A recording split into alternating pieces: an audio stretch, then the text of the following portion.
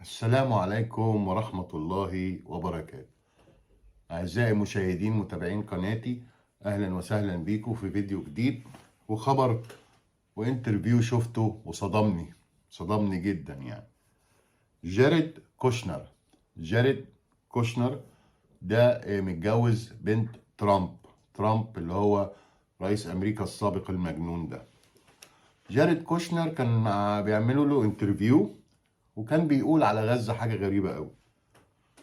بيقول جاريد كوشنر ده اللي هو كان ماسك ملف الشرق الأوسط وملف التطبيع مع إسرائيل والبلاد العربية أيام البريزيدنسي وأيام ما كان ترامب ماسك أمريكا ال4 سنين. وإن شاء الله شكله كده، يعني مش بقول إن شاء الله، شكله كده هيرجع تاني يعني عشان بايدن ملخلخ خالص يعني.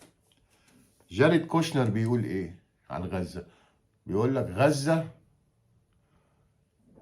موقعها استراتيجي جدا وجميلة وعلى البحر، ولو بعنا وعملنا اوتيلات وبعنا الارض فيها لشركات كبيرة وكده هتبقى فلوسها حلوة قوي، وهتبقى استثمارات رهيبة وجميلة وهتبقى يعني البيتش فرونت زي ما بيقولوا كده يعني واجهة على البحر جميلة كده، حاجة زي الساحل الشمالي كده ومارينا وماربيلا واسمها العلمين وكده. فالراجل بيقول له طب والناس اللي فيها واصحابها؟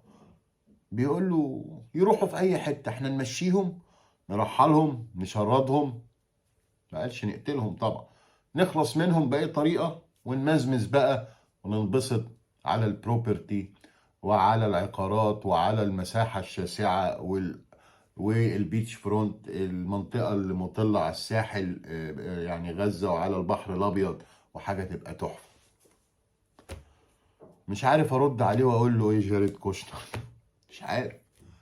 يعني الناس دي هتبتدي تفكر امتى ان الفلسطينيين دول دي ارضهم، وهم بيقاوموا الاحتلال وغلابه، ويعني مهما دمرت فيها وجبتها عليها وطيها وخلصت على كل العمارات، الناس لازم ترجع يعني بلدها وترجع غزه وتعمر بلدها.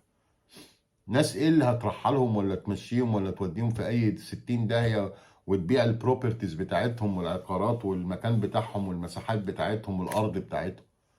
ايه انتوا بتفكروا في الناس دي ازاي يا جماعه؟ مش فاهم انا ايه التصريحات دي. يعلوا لنا ضغطنا على اخر النهار بس ولا ايه؟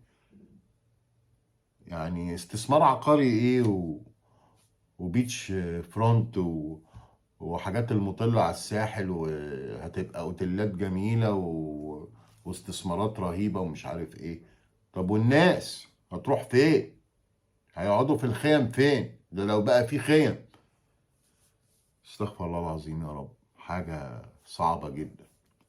أعزائي المشاهدين، ده كان فيديو يعني قصير عن جنون بعض الناس وتصريحات ناس بتقول إنها بتيجي يعني جاية من بلاد فيها إنسانية وبتحترم حقوق الإنسان.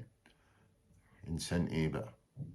كل سنة وأنتم طيبين ونشوفكم على خير دايما. شكرا لحسن المتابعة. ميرسي.